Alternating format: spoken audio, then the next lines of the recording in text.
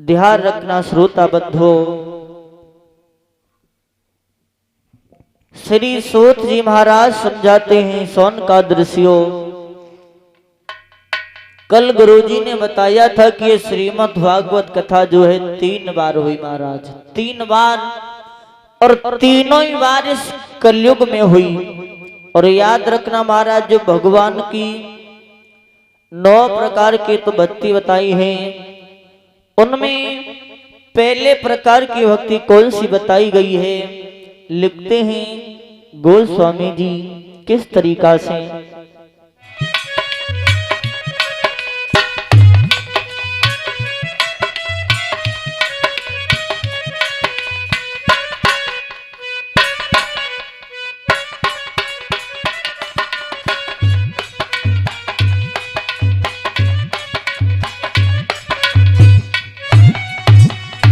लिखते हैं,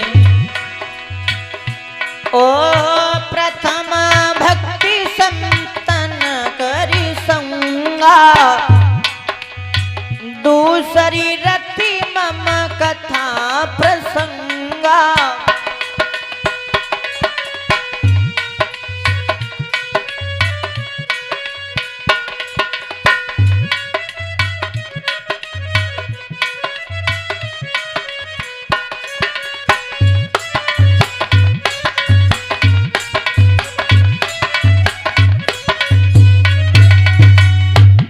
प्रथम भक्ति संतन करी संगा, और दूसरी रति मम कथा प्रसंगा।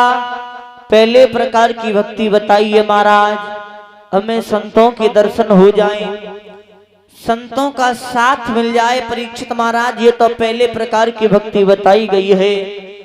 और दूसरे प्रकार की भक्ति बताई है महाराज के जहां कहीं श्रीमद् भागवत कथा हो रही हो, उसके 2 शब्द हमारे कानों में पड़ जाएं, ये महाराज दूसरे प्रकार की भक्ति बताई है। और ध्यान रखना भगवत श्रोताओं, भगवान का भजन करने के लिए मनुष्य का शरीर सबसे उत्तम साधन माना गया है महाराज। और याद रखना परीक्षित महाराज, इस मनुष्य की योनि में जन्म लेने के बाद भी भगवान का भजन नहीं कर पाओ तो महाराज जीवन बेकार है। तो याद रखना महाराज, जितना भी समय मिले, जितना भी टाइम मिले, भगवान की कथाओं का गुणगान करो, भगवान की कथाओं को सुनो। जहाँ कहीं भी श्रीमद् भागवत कथा हो रही हो, जाकर के भगवान की कथा सुनो। अब महाराज आप ये सोचो कि ऐसे का महाराज हम पूरे दिन पांडाल में ही बैठे रहे, ये भी नहीं लिखा। लिखते हैं कि एक घड़ी आदि घड़ी और आदि में पुनियाद। जितना भी भगवान की कथा सुनने का समय मिले, भगवान की कथाओं का गुणगान करो। ये महाराज दूसरे प्रकार की भक्ति बताई है। तो श्री सूत जी महाराज समझाते सोन का दृश्य ध्यान देकर के सुनना। तो 88,000 ऋषियों ने जैसे इतनी बात सुनी तो एक सवाल खड़ा कर दिया महाराज। कौन सा? कि महाराज हमारी एक बात समझ में नहीं आई कि परीक्षित महाराज जो थे, तो परीक्षित महाराज जो थे वो कौन से वंश में पैदा हुए, और महाराज परीक्षित जी से ऐसा कौन सा कारण बन गया कि जिससे महाराज परीक्षित जी को श्रीमद् भागवत कथा का पाठ श्रवण करना पड़ा। ये बात हमें बताओ।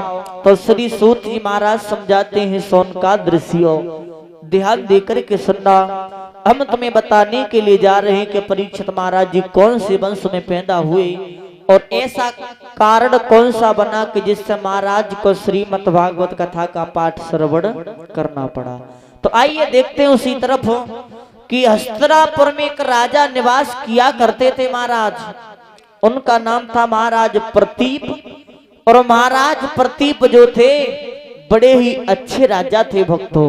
उनके राज्य में किसी भी बात की कोई भी कमी नहीं थी। लेकिन बताया है महाराज के बारे में क्या?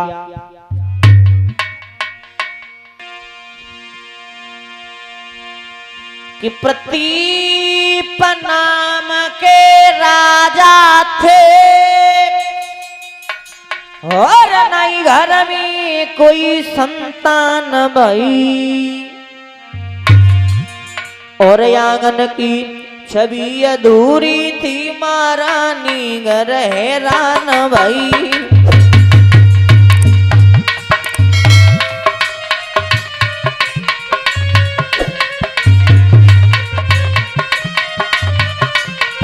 प्रतीप बड़े ही अच्छे राजा थे महाराज, लेकिन समय व्यतीत होने के बाद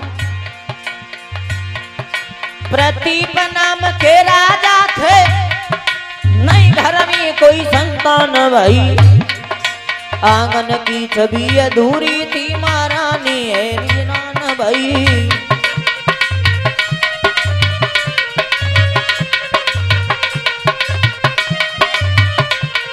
और क्या लीला है नारायण की, क्या लीला है नारायण की, सब सुख किसी को न देता है। कहीं बाप दुखी है बेटा से, कहीं दुखी बाप से बेटा है।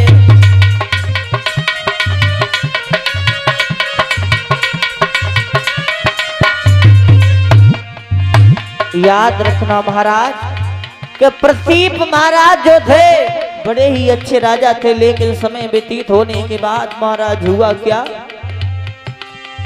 अनहार को मिटवैया, विधि की गति काऊ नहीं जानी, रानी घर में निवास करते हैं, कोकिन जन्मी वंश निशानी।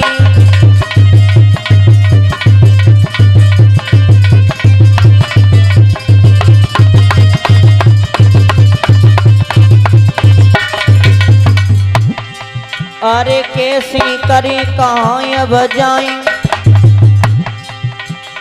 कैसो ले गो करम लपेटा,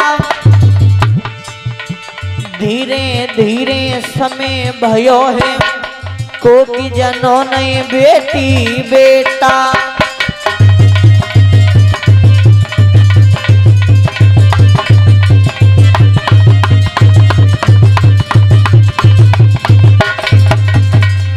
याद रखना भगवत श्रोताओं कि महाराज प्रतीप जो थे बड़े ही धर्मशसी राजा थे, उनके राज्य में किसी भी बात की कोई भी कमी नहीं थी। लेकिन महाराज धीरे धीरे समय व्यतीत होने के बाद परीक्षित महाराज उनके घर में जो रानी निवास करती थी, महारानी के उदर से किसी भी संतान ने जन्म नहीं लिया।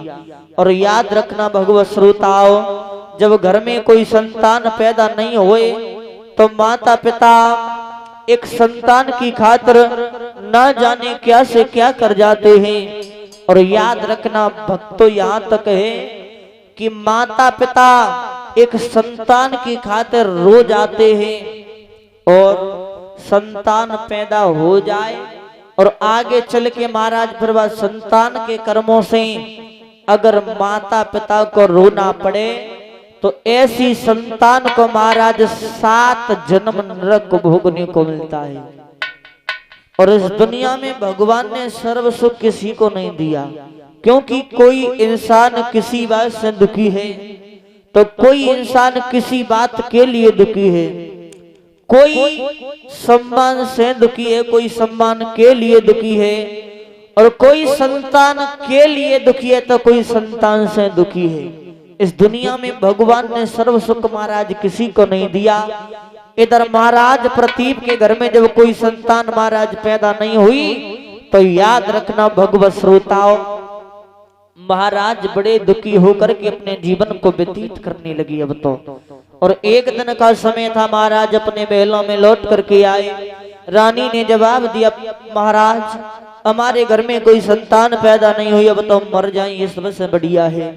रानी ने जब इतनी बात कही तो महाराज ने जवाब दिया, भद्रे तुम ये क्या कह रही हो? अरे पुत्र देना ना देना दे करके छीन लेना, ये तो परम पिता परमात्मा के हाथ की बात होती है।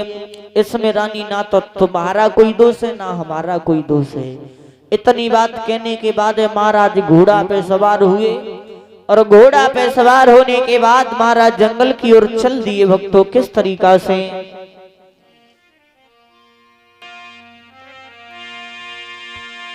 महाराज ने मन में विचार किया कि आज तो हम जंगल में शिकार खेलने के लिए जाएंगे। और महाराज ने भगवत श्रोताओं ने कभी देर नहीं की। कर्म कौन सा करते हैं राजा कि सो मेरी श्री गणेश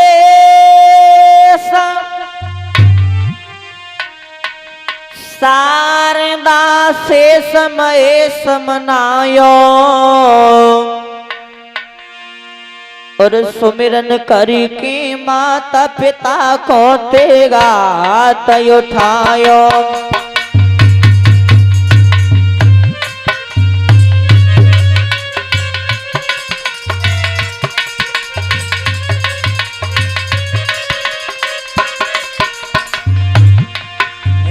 मेरी श्री गणेश शारदा से समय समनायो महेश मनायो और सुमिरन करके माता पिता को तेगा तय उठायो।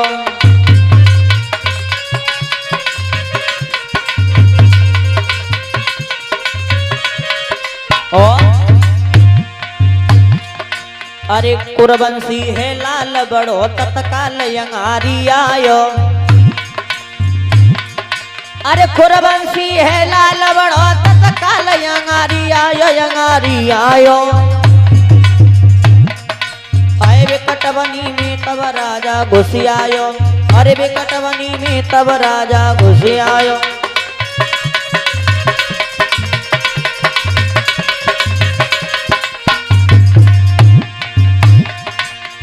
अनहार को मिटा भैया जो विधना ने लिखी बनाए और धीरे धीरे राजा जाबे जंगल मध्य में पहुंचो जाए।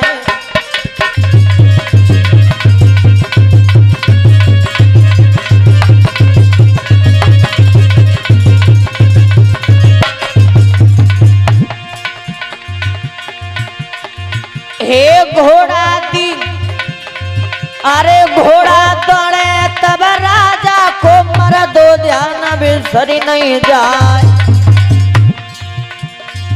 अरे रना दिखोए राजा को और नाए पलकी करी अबार।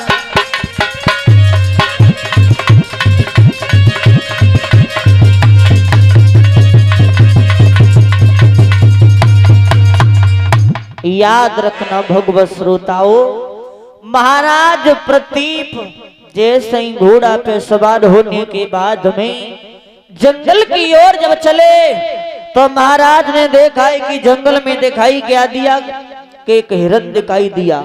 हिरन और जैसे ही महाराज को वो हिरन दिखाई दिया राजा ने देर नहीं की अपना घोड़ा उसी हिरन के पीछे लगा दिया महाराज। लेकिन महाराज ने बहुत कोशिश की महाराज लेकिन महाराज प्रतीप शरण का छेद नहीं कर पाए।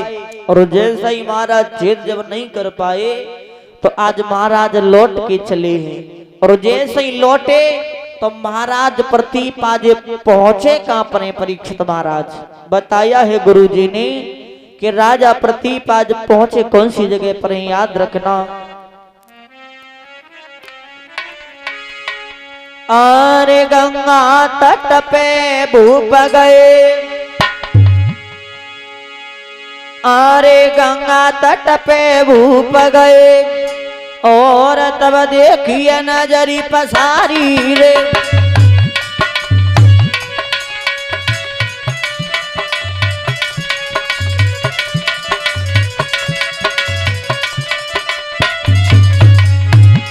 अरे गंगा तट पे भूप गए तब देखिए नजरी पसारी रे। और गंगा जी की रेती में को खेली रहो या तारी रे।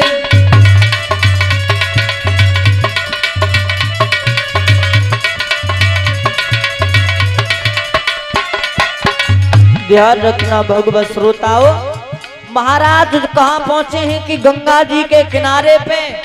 और जैसे ही राजा गंगा जी के किनारे पे पहुंचे तो अपने नेत्रों से जैसे ही महाराज ने नजर डाली सामने पे तो दिखाई क्या दिया कि गंगा जी के किनारे पे महाराज को बहुत सुंदर बालक खेल रहा है, बहुत सुंदर। और जैसा नहीं वह राजा ने और वह पुत्र को जब देखो, देर नहीं करी महाराज, कर्म कौन सा किया। अरे घोड़ा रोको राजा ने, नए पल की देर लगाई रे। और सोची समझ के बेटा ने भाई आगे बुझा बढ़ाई रे।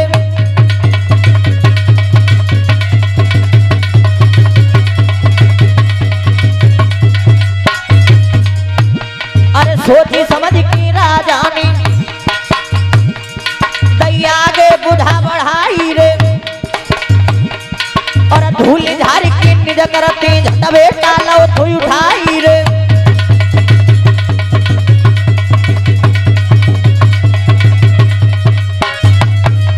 जैसे ही महाराज ने वह बालक को परीक्षित महाराज देखो, राजा ने देर नहीं की, मन में विचार किया, ओरे परमात्मा हमारे घर में तो वैसे भी कोई संतान पैदा नहीं भाई, और हमें क्या लगता है कि ये बालक भी यहाँ पे अनाथ है। तो राजा ने वह बालक को जैसे ही गोद में लिया महाराज, और उस बच्चे को लेकर के महाराज अपने महलों में जाना चाहते थे।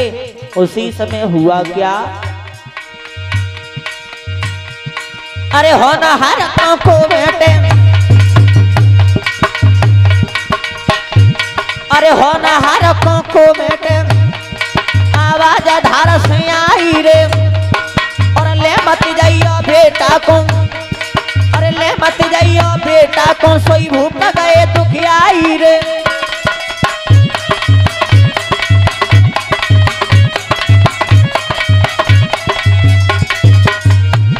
अरे ले मत जाइयो बेटा को, सोई भूप गए दुखियाई रे। और वेद व्यास की कथा दादा गुर पप्पू कोई सिखाई रे।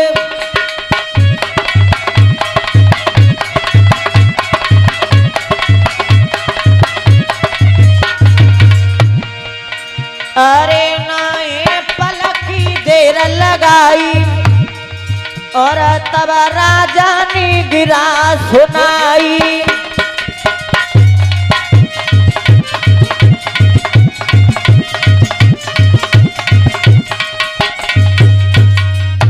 याद रखना परीक्षित महाराज कि जैसे ही राजा ने उस बच्चे को अपनी गोद में उठाया और गोद में उठाने के बाद महाराज उस बच्चे को अपने महलों की तरफ ले जाना ही चाहते थे।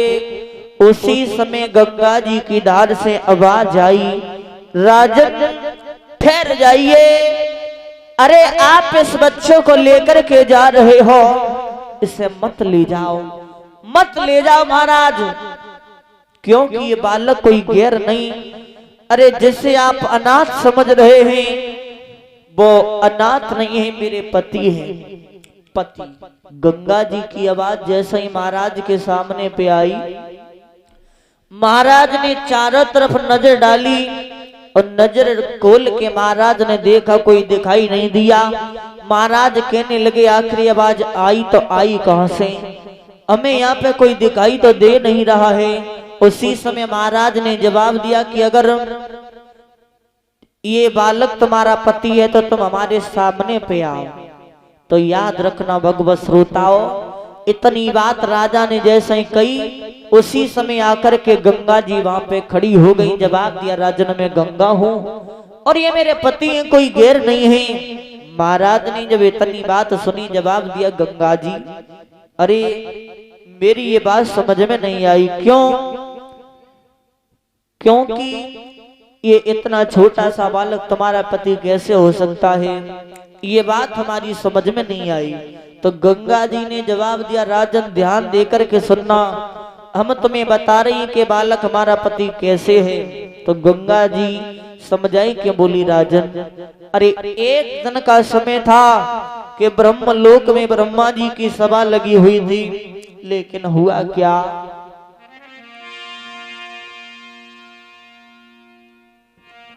अरे ब्रह्मा जी की सभा जुड़ी, अरे बैठे थे देव परिवारी रे,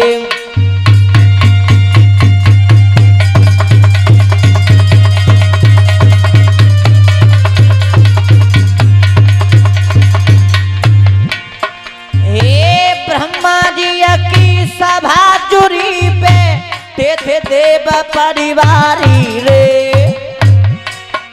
एक आंधी को जो का आयो, मेरे सरती उड़ी गई साड़ी रे,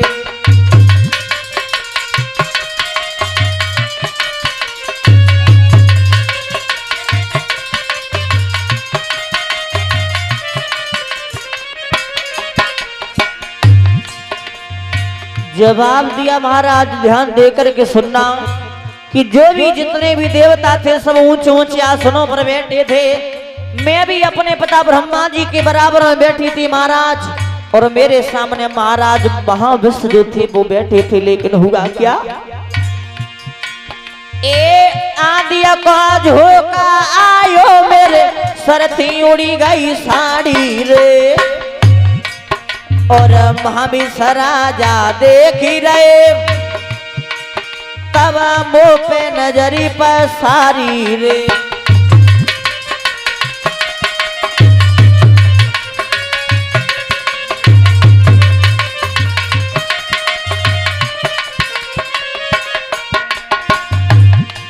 अरे महाविष्णु राजा देख ही रहे, तब मुंह पे नजरी पर सारी रे, और देख तमी मुस्काई गए, ब्रह्मा ने लय थे निहारी रे,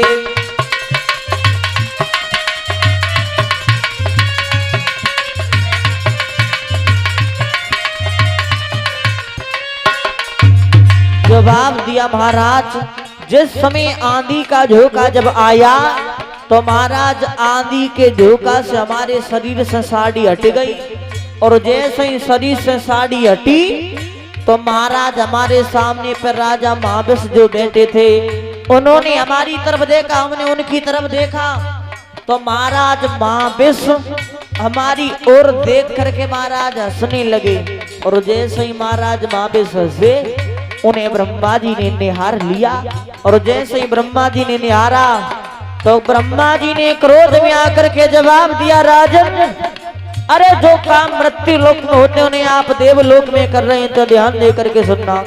बोले ब्रह्मा जी,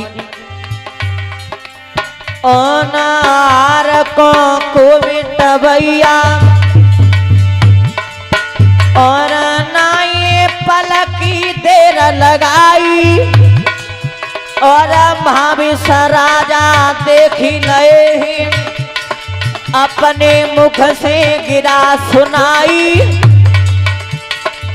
और नए पल भर की देर करी है, ताई खन दीनों श्राप लगाई।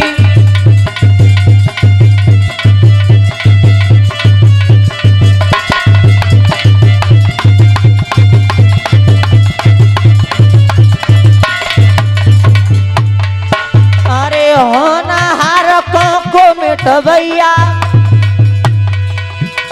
जय गुर पप्पू मोए सिकाई,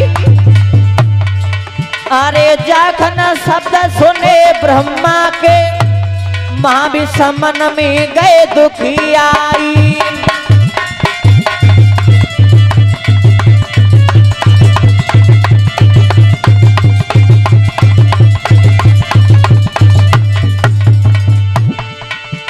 अरे नए पलकी देर लगाई है,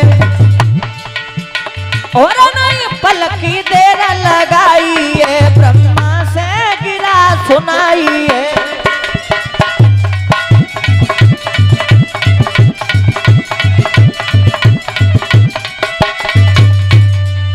जैसे ही ब्रह्मा जी ने कहा कि राजन जो काम मृत्यु लोक में होते उन्हें आप देवलोक में कर रहे हैं, तो आप इस देवलोक में रहने के लायक राजा नहीं हो। अरे तुम मृत्यु लोक पे चले जाओ। जैसे ही महाराज ने इतनी बात सुनी, दोनों हाथ जोड़े खड़े हो गए और जैसे ही महाराज खड़े हुए जवाब दिया ब्रह्मा जी से कि प्रभु, अरे हमसे ऐसी कौन सी गलती बन गई जो आप हमें मृत्यु लोक पे भेज रहे हैं। ब्रह्मा जी ने कोई जवाब नहीं दिया। दूसरी बार फिर से दोनों हाथ जोड़े जवाब दिया, प्रभु हमें बताओ हमसे कौन सी गलती बन गई जो आप हमें मृत्यु लोक पे भेज रहे हो। ब्रह्मा जी ने फिर भी कोई जवाब नहीं दिया।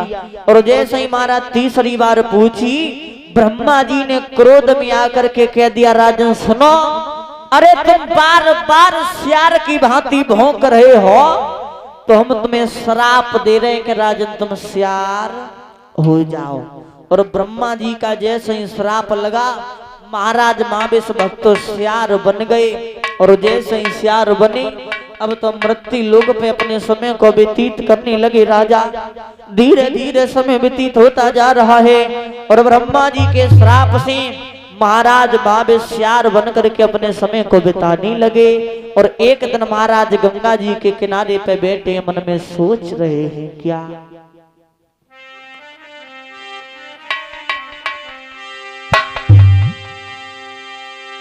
अरे श्राप के कारण राजा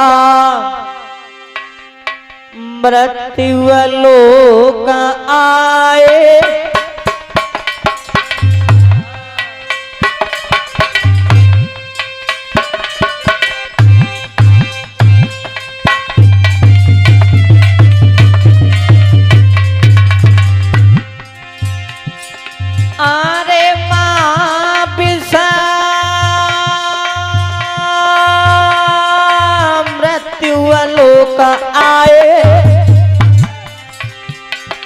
और ये सब काया श्यार की भई के राजा मन में दुखी आए। सब काया श्यार की भई माँ विष मन में दुखी आए।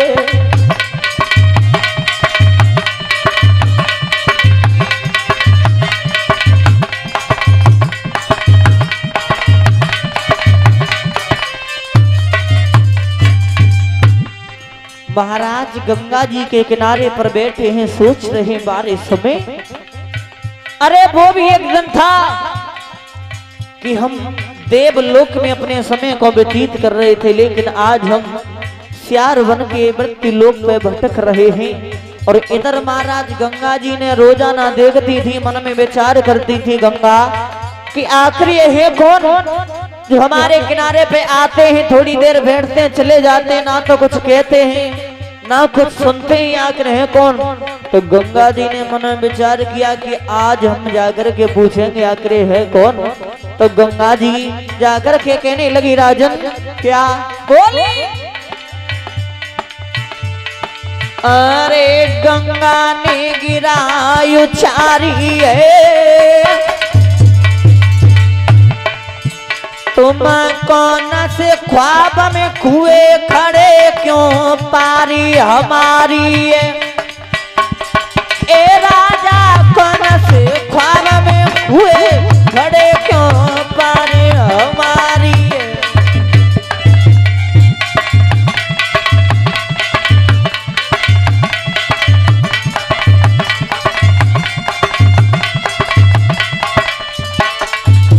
जवाब दिया, राजन अरे आखिर तुम कौन हो, हमारे किनारे पे रोजाना आते हो, ना कुछ कहते हो ना सुनते हो, आखिर हो तो हो कौन हमें बताओ।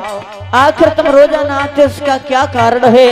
तो महाराज गंगा जी की इतनी बात सुनने के बाद में कहने लगे, गंगा अरे तुम पूछना चाहती हो तो हम तुम्हें बता रहे हैं, ध्यान देकर के सुनना। बोले अरे भाई जीवन की बर्बादी मोई ब्रह्मा जी को श्राप हुई, मेरी गंगा संग शादी मोई।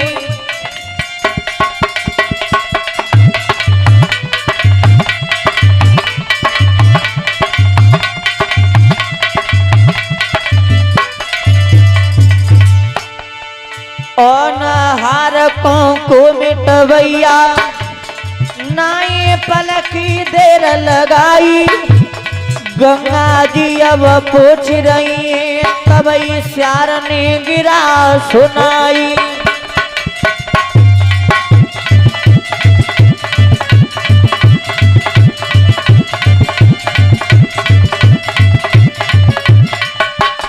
बोल गोविंद भगवान की।